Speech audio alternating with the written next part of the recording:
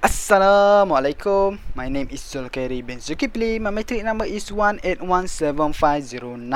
First of all, I would like to express my profound gratitude to Dr. Mahmudul Hassan for giving me this golden opportunity to do a book review entitled Muhammad, which is a part of the All Matters series. For your information, this book was written by Ziauddin Sadar in 2012.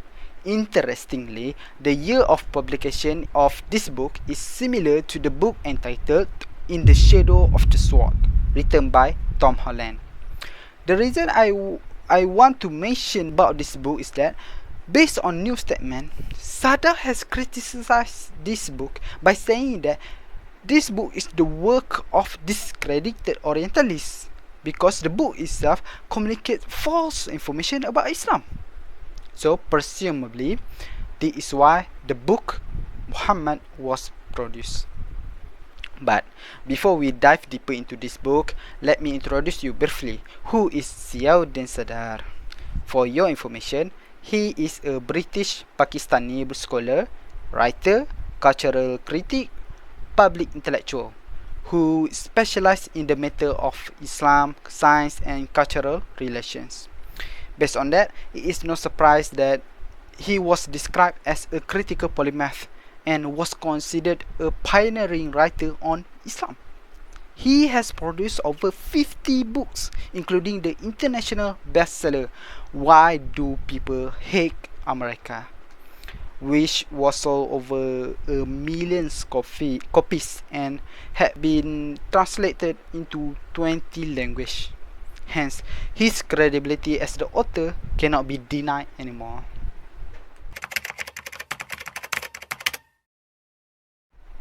So, without further ado, let's take a look at his remarkable book entitled Muhammad, All That Matters. In brief, this book is about the life of our beloved Prophet Muhammad SAW, who has succeeded to change the course of this world's history with patience, intelligence, rationality, gentle and strong faith. Upon reading, it can be assumed that the main goal of Sadar is to find Muhammad as a man instead of a prophet, by emphasizing in his character, value and event which has often been neglected by many people. In this book, Sadar has begun by pointing out the sources to be used, followed by the life of Muhammad SAW in pre-Islamic Arabia and his life before and during prophethood. After that, he narrates the essential movement in Islam, such as the Hijrah event and the Treaty of Hudaybiyah, which has led to the formation of a new political community under the banner of Islam.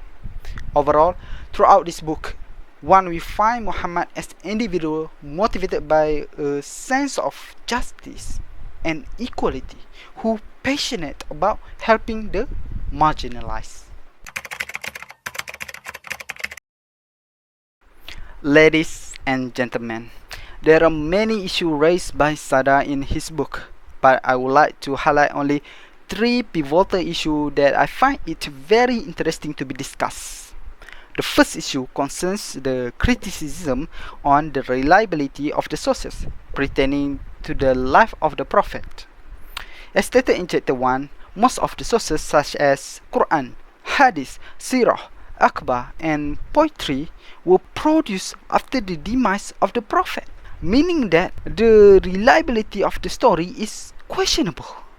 For instance, Sadar has given the example of Ibn Ishaq's book, namely Life of Muhammad, which was written only after 150 years after the decease of the Prophet.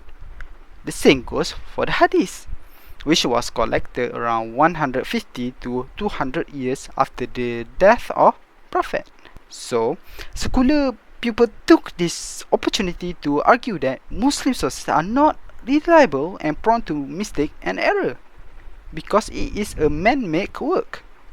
Worse, some Western scholars, particularly neo-Orientalist revisionist history, deny the existence of the Prophet by saying that Islam is a form of Messianic Judaism and Quran were produced in Syria. Hence, to refute all of this critique prudently, Sada has mentioned about Islam and many other significant criteria that had to be taken into consideration before considering it as authentic hadith. For Ishaq book, it can be considered reliable because the author himself had seen one of the companions of Muhammad. Apart from that, Sada has affirmed that classical Muslim scholarship is far more critical and self-reflexive than the contemporary revisionist history when it comes to the origins of Islam. That is why in this book he still refers to these sources, Sunnah, Akbar and so on, to shed a true light on Prophet Muhammad's biography. I agree with this author that it would be illogic and absurd to use non-Muslim sources instead of Muslim sources in studying the life of the Prophet. That is why Sadar repeatedly argued that rejecting Muslim sources wholesale make no sense. I love to stress this statement because some of discredited Orientalists are biased if the presentation of the past does not meet their vision or opinion. They will reject it or criticize it, as one would expect. Despite the meticulous selective approach done by Islamic scholars before, they still tend to argue using assumption, such as human prone to mistake and so on, instead of using facts. To refute, Sada has used logic reasoning and some facts instead of purely religious argument. This is what I like about Sada because, as we know, secular people prefer this type of argument, which use reasoning logic and so on. Hence, it can be deduced that those critics have been well refuted by Sada. In the Quran, Surah Al-Hujurat, verse 6 to 8, Allah advises us, verify any news before we take action. And that is what had been done by Sada in his book. He used only credible sources to picture the image of Muhammad ﷺ and refute the criticism from Orientalists and revisionists. As a Muslim, one must scrutinize meticulously any information so that fitnah or any deception can be diminished.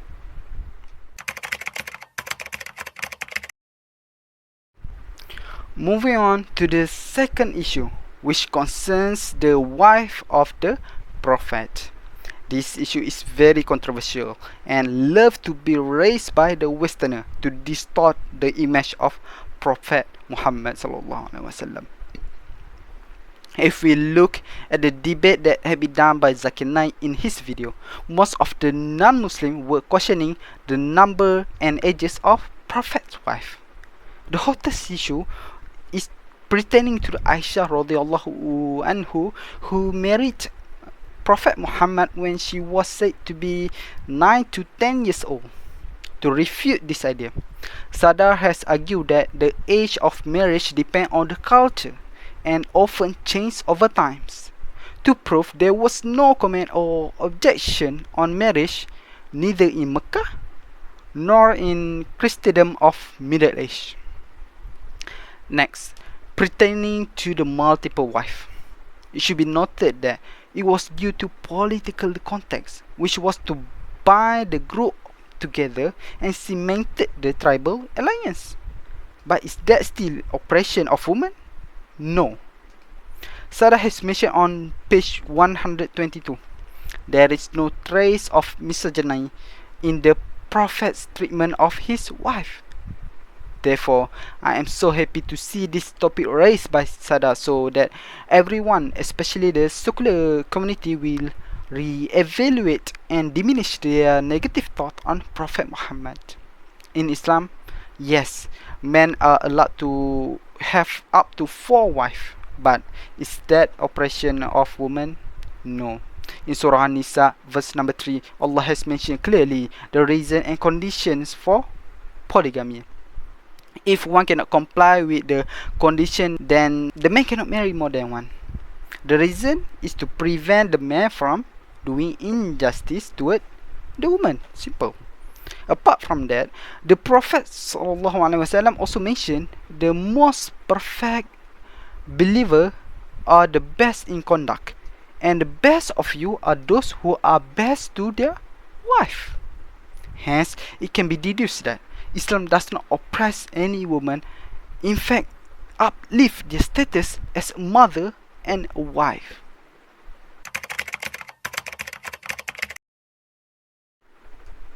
Last but not least, the issue of warfare. In this book, Sadar said that Voltaire and Volney portrayed Muhammad as barbaric and violent leader who determined to subdue with saber to those who refuse to believe in his law. However, the concern is that Muhammad himself is said to only engage directly in warfare only for a few months, and most of the war was defensive. Not to mention, peace was always on offer as it is a principle in Islam.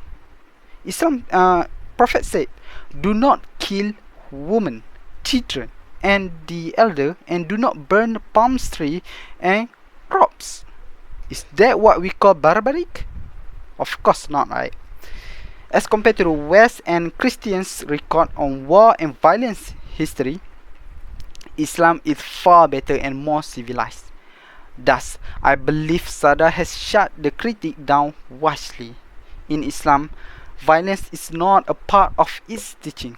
In fact, Islam invites people to live a peaceful life based on theism, justice, and purity. To prove, even the nature of the war in Islam is defensive instead of offensive one.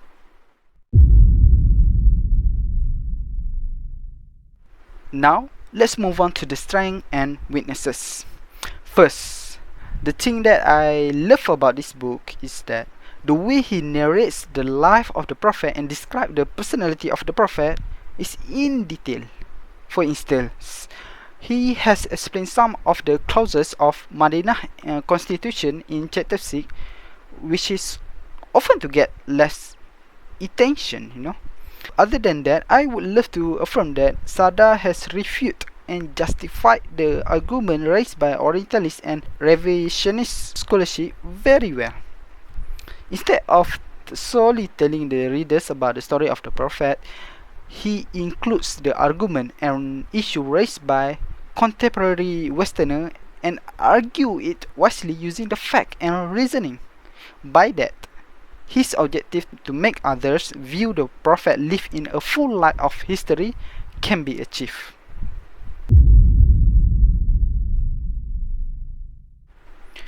For weaknesses, actually, I do not have many issues to be talked about.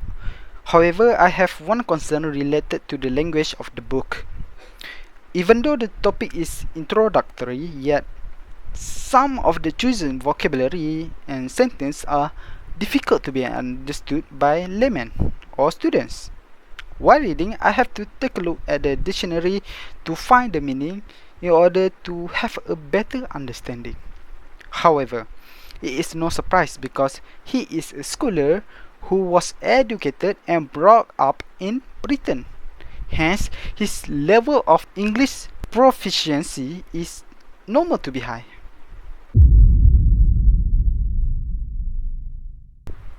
To conclude, I believe the author has succeeded to achieve his goal in shedding a true light on Prophet Muhammad's biography and personality.